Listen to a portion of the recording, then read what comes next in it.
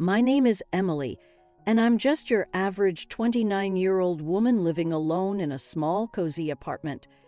Today, I'm sitting at my dining table, staring at the phone. It's been ringing on and off for the past hour, but I can't bring myself to answer it. It's Mark, my fiancé, wanting to talk about meeting my parents. The thought alone makes my stomach turn. Mark's voice comes through the voicemail again. "Hey, just checking in. We really should plan on meeting your folks soon. Call me back." "Okay." I let out a sigh and look around my apartment. It's nothing fancy, but it's mine.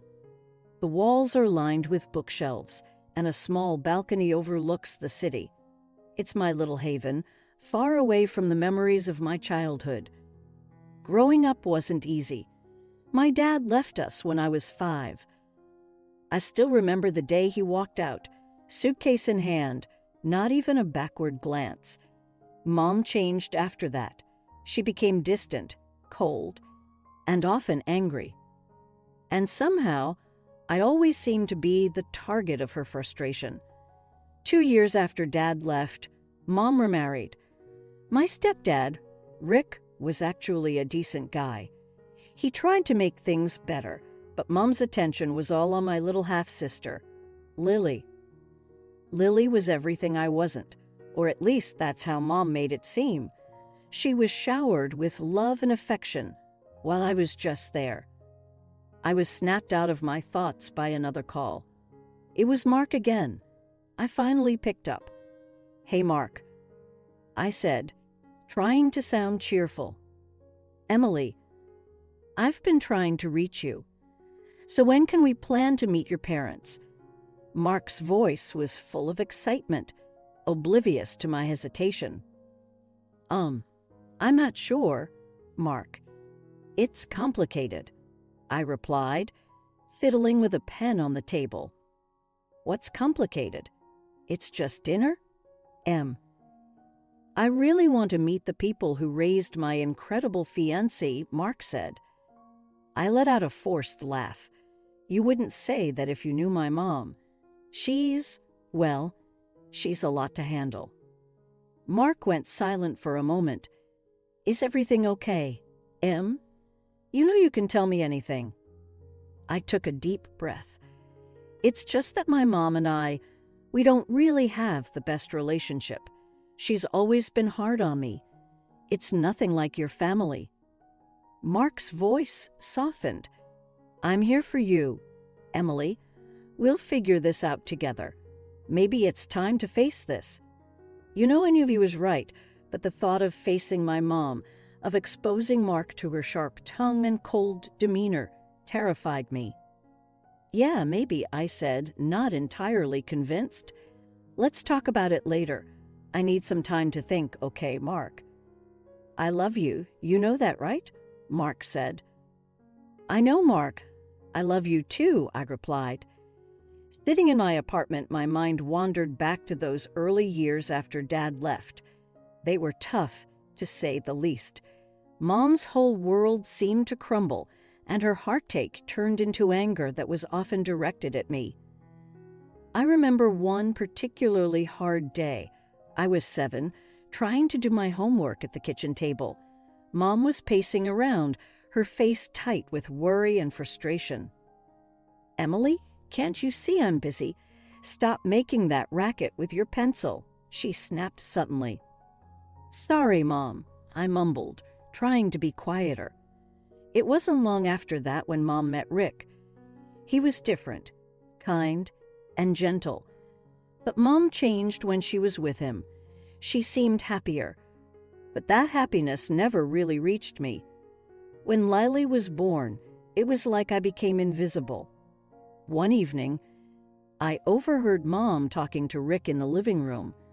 I wasn't meant to hear, but I did. "She's just so difficult.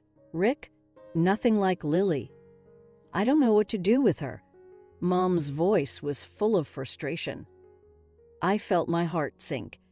Even then, I knew she was talking about me. Rick tried to reason with her.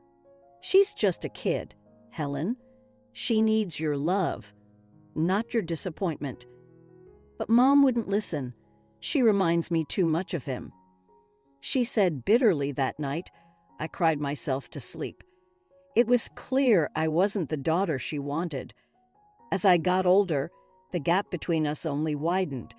When I was around 10, I remember trying to show Mom a drawing I'd done in school. "Look, Mom. I got an A on this," I said, holding up my artwork. She barely glanced at it. "That's nice, dear. Go show Rick. I'm busy." But Rick was different. He took one look at my drawing and smiled. "This is fantastic, Emily. You're really talented." I remember how warm his praise felt, but it couldn't fill the void left by Mom's indifference. Those years were a blur of feeling like I didn't belong, like I was an outsider in my own home. Mom was always quick to point out my flaws, especially as I hit my teenage years. It was a constant stream of, "Don't slouch. That outfit is unflattering." Or, "Why can't you be more like Lily?" My teenage years were like navigating a minefield, always cautious, trying not to set off another round of criticism or disapproval from Mom. I was 15 when the weight of her words really started to bear down on me. One evening, I was getting ready for a school dance. I had picked out a dress I thought looked pretty good on me. I twirled in front of the mirror in my room, feeling a rare moment of confidence. "Mom, can you help me with my hair?" I called out, stepping into the living room. Mom looked up from her magazine, her eyes scanning me up and down. "You're wearing that. It's a bit snug, don't you think? You should really watch your weight." Her words hit me like a slap. I thought it looked okay. I stammered, my confidence shattered. Mom sighed, standing up. "Let me do your hair. Maybe it'll draw attention away from your figure." I sat there in silence, feeling small and ashamed as she roughly pulled my hair into a style. School wasn't much of an escape either. One day, I was sitting with a few classmates at lunch, talking about our families. "So, Emily, what's your mom like?" One of the girls, Sarah, asked casually. I hesitated, not sure how to answer. She's strict, very particular about things," I said. Sarah seemed to sense the tension in my voice. "Hey, it's okay. Moms can be tough.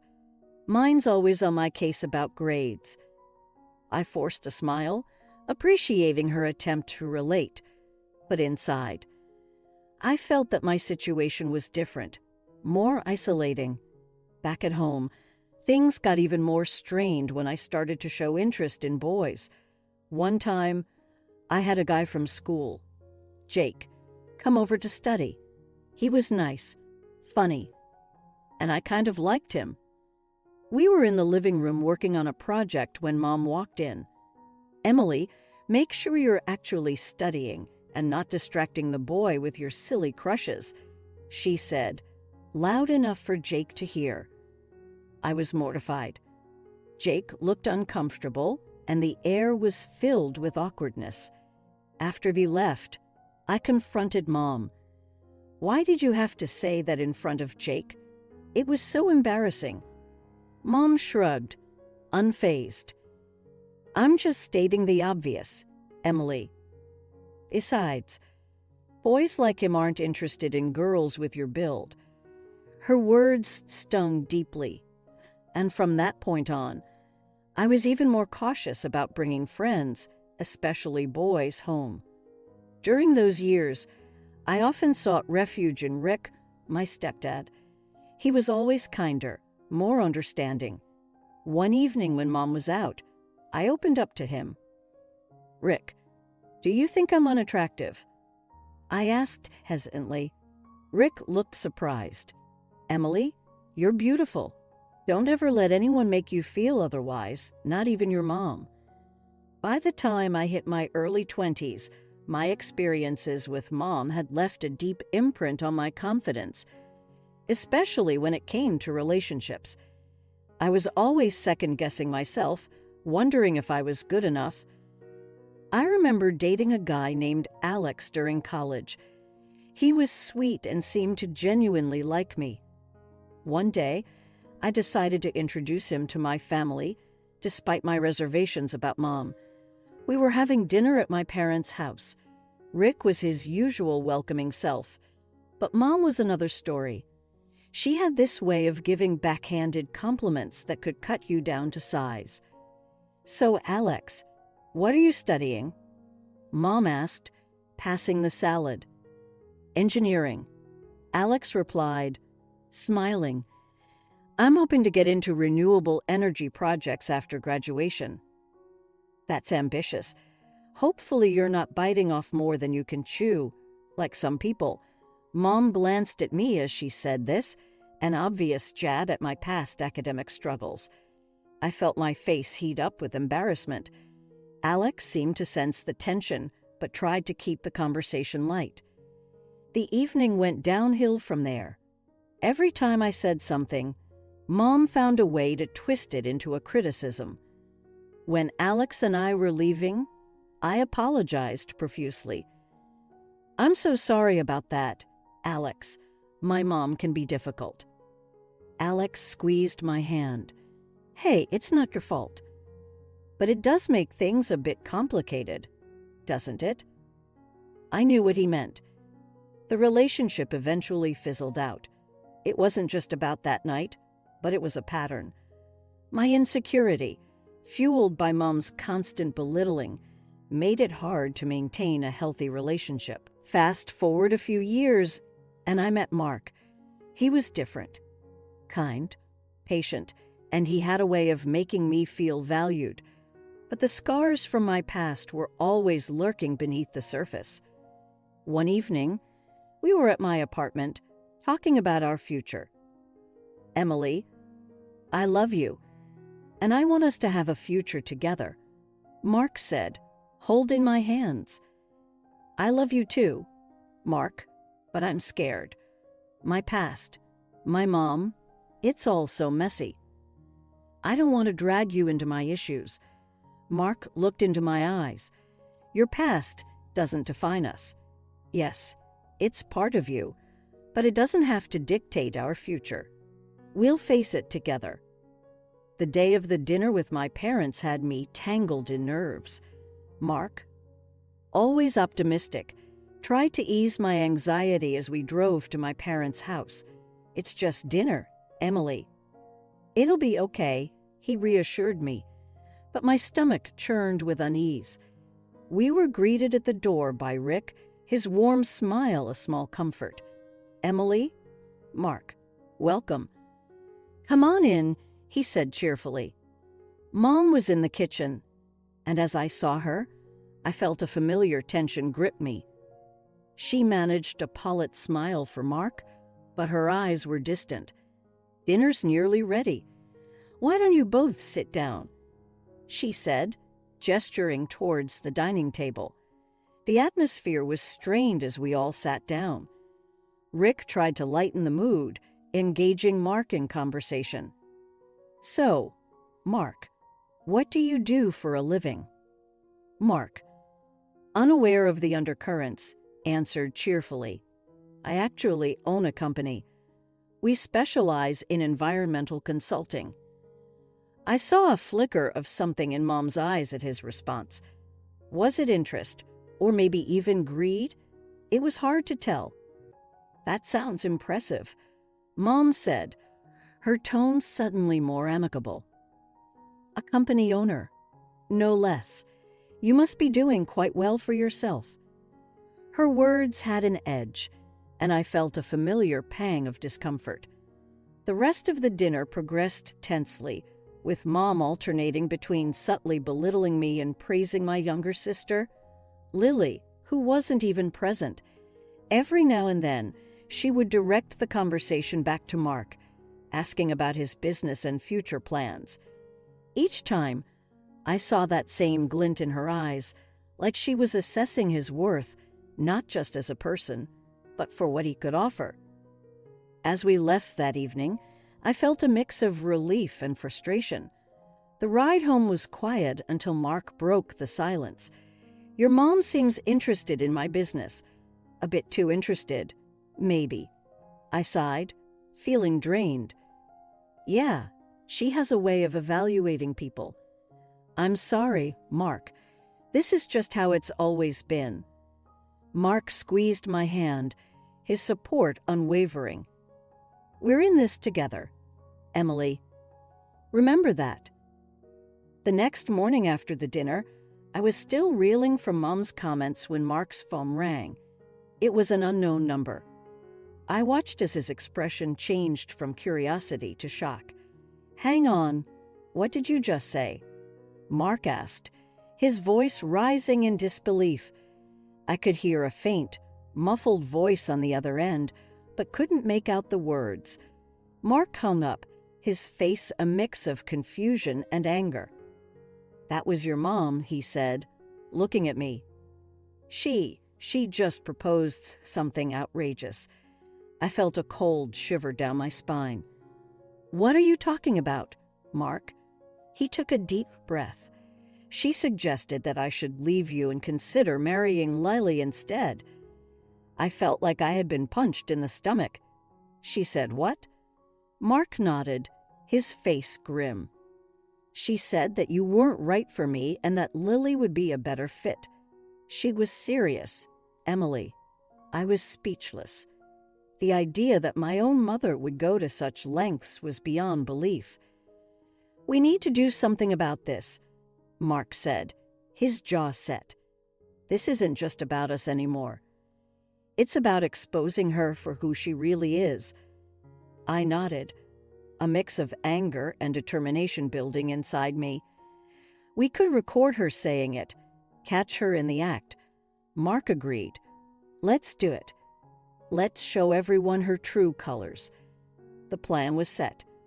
Mark would call my mom back, expressing interest in her proposal, and we would record the conversation. That evening, we sat in my living room, the phone on speaker. Mark dialed my mom's number, and I hit record on my phone. "Hello, Helen? It's Mark," he said, his voice calm but firm. "Mark, darling, I'm so glad you called back. Have you thought about what I suggested?" Mom's voice was sickly sweet. Mark played along. "Yes, I have. It's an interesting idea, but I need to know, why do you think Emily isn't right for me?" There was a pause. Then Mom replied, "Oh, Mark, you're such a catch. You deserve someone better, someone like Lily. Emily has always been a bit of a disappointment." My heart ached hearing those words, but I stayed silent, letting the recording continue. "We should meet and discuss this further, maybe over coffee," Mark suggested. "That sounds wonderful. Let's do it.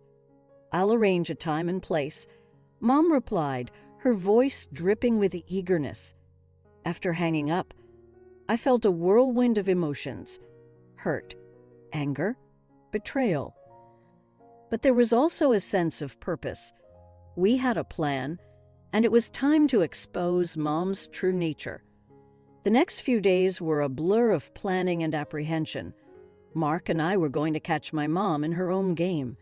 He arranged to meet her at a cafe downtown, and I decided to be there, disguised, so I could see everything for myself. On the day of their meeting, I wore a wig and oversized sunglasses, looking like someone completely different. I sat at a table with a clear view of them, my heart pounding in my chest. Mark arrived first, taking a seat at a table near the window. A few minutes later, Mom showed up, looking around before spotting Mark and walking over with a confident smile. "Mark, so good to see you," she said, sitting down. "Thanks for meeting me, Helen," Mark replied. "So, about your proposal." Mom leaned in, her voice low. I think it's for the best. Mark, Emily is not suitable for you. Lily, on the other hand, is perfect. She's everything Emily isn't. I felt a lump in my throat, listening to her words. Mark glanced in my direction, giving a subtle nod to indicate the recorder was on. But why are you so against Emily? Mark asked, playing his part perfectly. Mom sighed. Between us, I never wanted Emily. Her father left, and she just reminds me of all the bad times. Lily is my real daughter, the one I actually care about. My hands were shaking under the table. Hearing Mom's words, so cold and heartless, was like a knife twisting in my gut. Mark changed the topic, discussing random things to keep the conversation going while the recorder captured every word. After about 30 minutes, they wrapped up, with Mom looking pleased with herself. As soon as Mom left, I removed my disguise and joined Mark. I can't believe she said those things. I said, tears welling up in my eyes. Mark took my hands. I'm so sorry, Emily, but now we have proof. What do you want to do with it? I took a deep breath, feeling a mix of sadness and determination. We expose her. Mark, at the next family gathering, everyone needs to know the truth. Mark nodded, his expression resolute. We'll do it together. It's time everyone saw the real Helen. We left the cafe with a plan in mind, a plan to finally reveal my mom's true colors to everyone, especially to Rick, who had been in the dark for far too long. The tension was thick in the air as we all gathered at my parents' house for what was supposed to be a routine family dinner. Little did everyone know, Mark and I had a revelation planned that would change everything. As we sat down to eat, my mom, with a triumphant look in her eyes, couldn't hold back. Emily, I have some news. Mark has seen the light.